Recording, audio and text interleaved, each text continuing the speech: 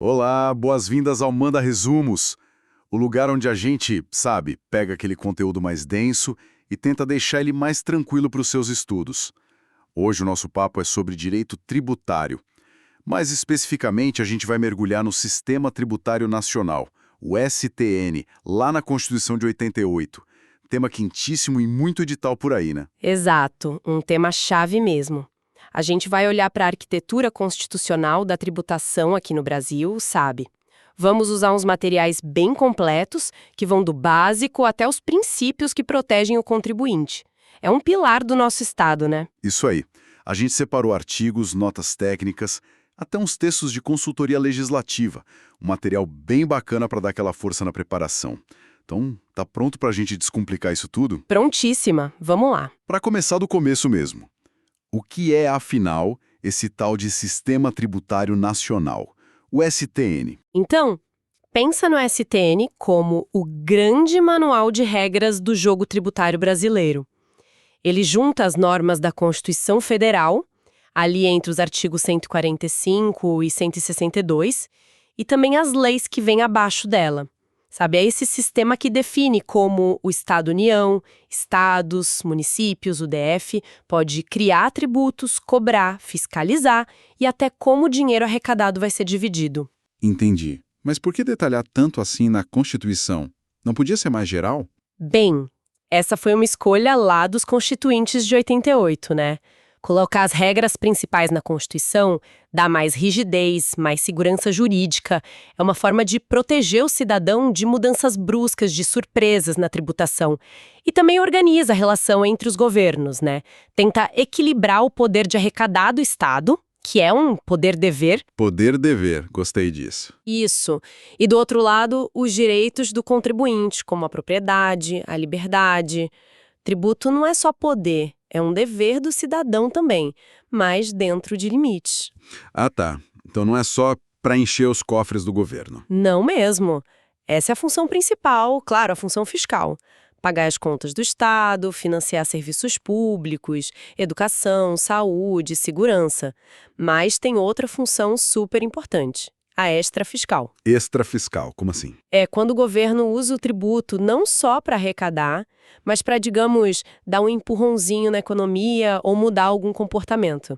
Tipo, aumentar imposto de cigarro para desestimular o fumo ou diminuir imposto para incentivar a compra de carro elétrico, sabe? É uma ferramenta de política pública mesmo. Ah, entendi. Para regular o mercado, incentivar ou desincentivar coisas. Faz sentido. Ok, duas funções então, fiscal e extrafiscal. E como essas regras todas se organizam? Constituição, lei, tem uma ordem, uma hierarquia? Isso é importante para a prova, né? Fundamental. Imagina uma pirâmide, tá? Lá no topo, absoluto, tá a Constituição Federal. Ela é a manda-chuva.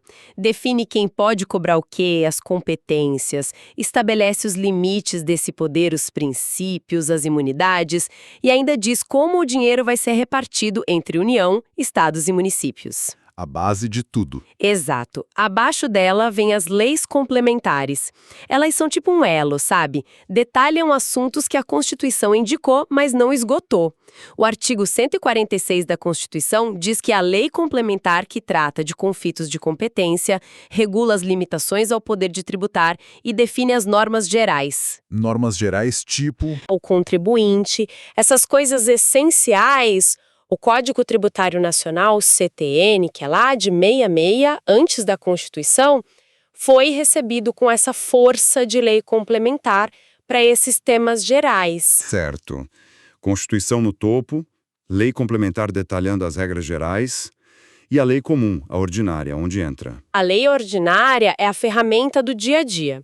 É por lei ordinária que um ente federativo, União, Estado ou município vai, de fato, criar um tributo específico ou aumentar um que já existe.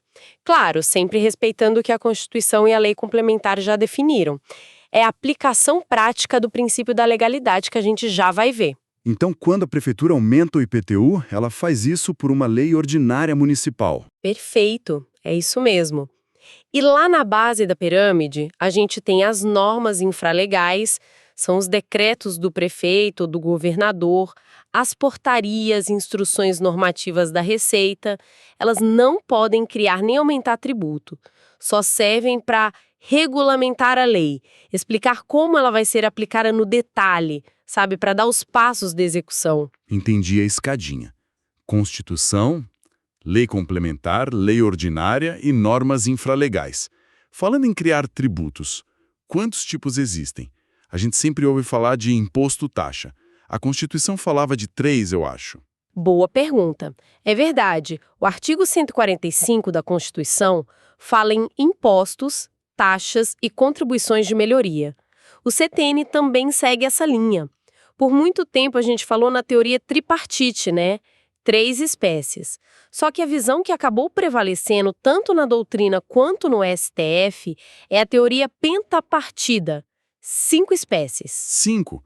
Quais são as outras 2? E por que mudou? A mudança veio da análise do fato gerador. O critério principal para diferenciar é se a cobrança está ligada, está vinculada a alguma atividade do Estado feita diretamente para aquele contribuinte ou não. Ah, tá. Vinculado ou não vinculado. Explica melhor essas 5, então. Vamos lá. Primeiro, os impostos. O fato gerador aqui é uma situação do contribuinte que mostra que ele tem capacidade de pagar. Tipo, ter renda, IR, ter um imóvel, IPTU, vender mercadoria, ICMS. Não depende de o Estado fazer algo específico para ele naquele momento. Por isso, a receita do imposto, via de regra, não tem destino certo, vai para o Caixa Geral. Ok, impostos não são vinculados. E as taxas? As taxas são o oposto. Elas são sempre vinculadas a uma atuação estatal direta. Ou o Estado está exercendo o poder de polícia, tipo fiscalizando um estabelecimento para dar um alvará, ou está prestando um serviço público específico e divisível para aquele cidadão, ou pelo menos colocando à disposição. A taxa de coleta de lixo é exemplo clássico. Se não tem essa ação estatal direta, para o contribuinte não pode ser taxa. Entendi a diferença. Imposto não vinculado, taxa vinculada. E a terceira que a Constituição já falava? A contribuição de melhoria também é vinculada. Ela só pode existir se uma obra pública asfaltar a rua, fazer uma praça, valorizar o imóvel do contribuinte. E a cobrança tem limite duplo: o custo total da obra e a valorização que cada imóvel teve. Não pode passar disso. É meio rara de ver na prática, mas está lá. Certo. Imposto, taxa, contribuição de melhoria. Quais as outras 2 da teoria pentapartida? A quarta são os empréstimos compulsórios. Esses são bem específicos. Só a União pode criar e precisa de lei complementar. E só em situações muito excepcionais, para cobrir despesas extraordinárias com calamidade pública, guerra externa, ou para fazer um investimento público muito urgente e importante. O detalhe crucial é, o nome já diz, é empréstimo. O dinheiro tem que ser devolvido depois para o contribuinte. Ah, são restituíveis. Interessante. E a quinta? A quinta são as contribuições especiais, que muita gente chama de parafiscais. É quase um gênero com várias subespécies dentro. Elas têm finalidades bem definidas. Temos as contribuições sociais, que são enormes para financiar a Seguridade Social, INSS, PIS, COFINS, CSLL. Aquelas que a gente vê no contra-cheque. Exatamente. Temos também as contribuições de intervenção no domínio econômico, as famosas CID. A CID sobre combustíveis é um exemplo, servem para regular setores da economia. E, por fim, as contribuições de interesse de categorias profissionais ou econômicas. São aquelas que pagamos para os conselhos de classe, tipo OAB, CREA, CRM, para eles se manterem. Uau, 5 espécies então. Impostos, taxas, contribuição de melhoria, empréstimos compulsórios e contribuições especiais. Bem mais complexo que os 3 iniciais. E com essa federação toda que a gente tem, União, 26 estados, DF, mais de 5 mil municípios, quem pode cobrar o quê? Isso deve dar uma confusão danada, né? E dá mesmo. Essa autonomia toda, com cada um podendo legislar sobre seus tributos, gera uma complexidade gigantesca. Imagina só. São 27 legislações diferentes para ICMS, milhares de leis municipais para ISS. O custo para uma empresa ficar em dia com tudo isso, o tal do custo de conformidade ou compliance tributário, é altíssimo no Brasil. É um dos grandes problemas do nosso sistema, sempre alvo de debate sobre reforma. Nossa, imagina o trabalho. E como a Constituição tentou organizar isso? Para evitar o caos total, a Constituição de 88 fez uma divisão de competências bem rígida, especialmente para os impostos. Ela deu a cada ente, União, Estados, municípios, a competência exclusiva para criar certos impostos. Tipo, esse imposto é seu, aquele é meu. Um não pode criar o imposto do outro. A União não cria ICMS e o município não cria IPVA. Isso é para garantir o pacto federativo e evitar bitributação. Entendi. Cada um no seu quadrado, falando de impostos. E o Distrito Federal? Ele sempre tem um regime diferente. Sim, o DF é um caso à parte. Como ele acumula as funções de Estado e município, ele também acumula as competências tributárias. Pode criar tanto os impostos estaduais, ICMS, IPVA e TCMD, quanto os municipais, IPTU, ISS e TBI. Ah, ele pega os dois pacotes. E tem alguma brecha e se precisarem de um imposto novo, que não está na lista. A Constituição pensou nisso. Deu para a União a chamada competência residual. Está lá no artigo 154, inciso 1. Se for necessário, a União pode criar outros impostos, que não estão previstos expressamente na Constituição. Mas tem regras. Precisa ser por lei complementar. Esse novo imposto não pode ter o mesmo fato gerador nem a mesma base de cálculo de um imposto que já exista. É uma válvula de escape, mas raramente usada até hoje. Aqueles que concurseiro tem que saber na ponta da língua. Vamos lá, um resuminho rápido. A União fica com os impostos sobre comércio exterior, Imposto de Importação II, Imposto de Exportação IE, sobre a renda, IR, sobre produtos industrializados IPI, sobre operações financeiras IOF e sobre propriedade rural ITR. Tem também o Imposto sobre Grandes Fortunas, IGF, que está previsto, mas nunca saiu do papel. Certo, União com esses aí.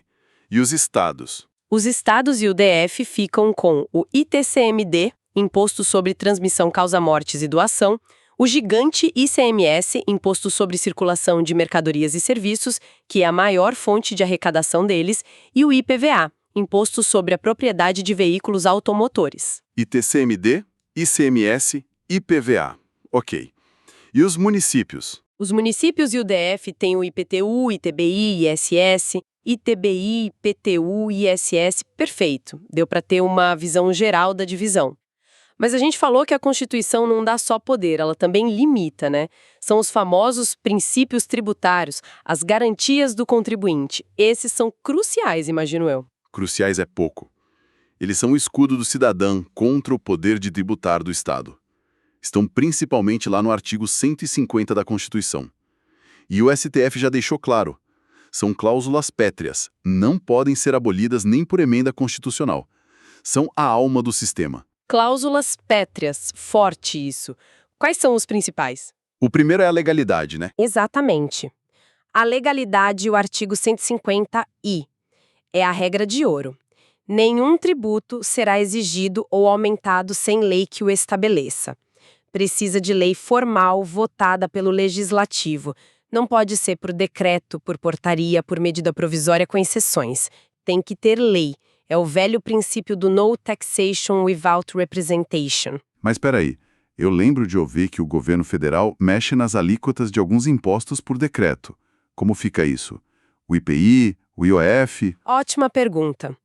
Isso é uma mitigação, uma exceção à rigidez da legalidade. A própria Constituição permite que, para alguns impostos específicos, geralmente aqueles com função mais regulatória, extrafiscal, o Poder Executivo possa alterar as alíquotas por ato próprio, normalmente decreto, mas sempre dentro dos limites definidos na lei. Não é criar o imposto por decreto, é só ajustar a alíquota. Ah, entendi. Quais são esses impostos? São o III, o IPI e o IOF, impostos que precisam de agilidade para responder a mudanças na economia, né?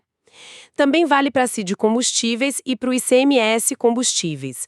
Mas nesses dois últimos, só para reduzir ou restabelecer a alíquota, não para aumentar acima do que a lei previa. É uma exceção importante e muito cobrada em prova. Anotado. E depois a legalidade, qual vem? Isonomia. Isso, a isonomia ou igualdade, artigo 150, segundo. proíbe dar tratamento desigual para contribuintes que estão em situação equivalente. Mas atenção, não é tratar todo mundo exatamente igual. É igualdade material. Tratar os iguais como iguais e os desiguais de forma desigual na medida das suas desigualdades. Aquele papo de justiça fiscal, exatamente. E isso está ligado diretamente a outro princípio que está no artigo 145, parágrafo 1º, a capacidade contributiva. Sempre que possível, os impostos devem ser pessoais e graduados conforme a capacidade econômica do contribuinte. Quem tem mais, contribui mais, quem tem menos, contribui menos ou nem contribui. E como a gente vê isso na prática, no dia a dia? Olha, os exemplos clássicos são a progressividade do imposto de renda, quem ganha mais paga uma alíquota maior, a seletividade do IPI, produtos essenciais, como alimentos, têm alíquota zero ou baixa, enquanto produtos supérfluos, tipo cigarro ou bebida, têm alíquota alta, e até o ITR, que pode ter alíquota maior para fazenda grande e improdutiva, para incentivar o uso da terra. Entendi. Legalidade, isonomia, capacidade contributiva, que mais? Temos aí retroatividade, artigo 150, 3A. Garante segurança jurídica. A lei tributária não pode voltar no tempo para cobrar tributo sobre fatos que aconteceram antes dela existir. Se você vender um imóvel em 2023, uma lei de 2024 não pode criar um imposto novo sobre aquela venda. A única exceção é se a lei nova for mais benéfica, por exemplo, diminuindo uma multa. Aí ela pode retroagir para te ajudar. Justo. E o princípio da não surpresa? Aquele dos prazos. Esse mesmo é a anterioridade, que na verdade são duas, a anual e a nonagesimal ou noventena. Estão nas alíneas B e C do artigo 150.3. Desde uma emenda de 2003, SC 42, temos essa dupla trava. A anual diz que um tributo criado ou aumentado num ano só pode ser cobrado a partir de 1º de janeiro do ano seguinte. E a nonagesimal exige que se espere no mínimo 90 dias entre a data de publicação da lei que criou ou aumentou o tributo e o início da cobrança. Duas esperas. E qual vale? Vale a que der o prazo maior, a que for mais vantajosa para o contribuinte. Por exemplo, se uma lei que aumenta um imposto é publicada em 15 de dezembro, pela regra anual poderia cobrar em 1º de janeiro. Mas pela nonagesimal tem que esperar 90 dias, o que vai dar lá para 15 de março. Então só pode cobrar a partir de 15 de março. Ah, entendi. Sempre a regra mais benéfica em termos de prazo. E essas anterioridades anual e nonagesimal também têm exceções? Aposto que sim. Com certeza, e são várias, prato cheio para o examinador. Alguns tributos, pela urgência ou pela função regulatória, podem ser cobrados imediatamente, sem esperar nem virar o ano, nem os 90 dias. São aqueles mesmos da exceção da legalidade, II, IE, IOF. E também o Imposto Extraordinário de Guerra e os empréstimos compulsórios para guerra ou calamidade. Esses fogem das duas anterioridades. IOF, Imposto de Guerra, Empréstimo Compulsório de Guerra Calamidade. Esses são os pra já. Tem mais exceção. Tem sim. O IPI foge da anterioridade anual, pode ser cobrado no mesmo ano, mas tem que respeitar a noventena, os 90 dias. O imposto de renda e a mudança na base de cálculo do IPTU e do IPVA fogem só da anual, mas também respeitam a noventena. E a CID Combustíveis e o ICMS Combustíveis, quando é para reduzir ou restabelecer a alíquota, também fogem das duas. É bom ter essa listinha na cabeça. Com certeza, anotar essas exceções é fundamental. Quais outros princípios importantes? Temos a vedação ao confisco, artigo 154. O tributo não pode ser tão pesado, tão excessivo, que ele acabe tendo o efeito de confiscar o bem ou a renda do contribuinte. Não pode inviabilizar a propriedade ou a atividade econômica. É um conceito meio aberto, sabe? Não tem um percentual fixo na Constituição dizendo a partir daqui é confisco. O judiciário que analisa caso a caso, usando critérios de razoabilidade e proporcionalidade. E como o judiciário tem decidido isso? O STF tem usado muito esse princípio para limitar o valor de multas tributárias, especialmente as punitivas.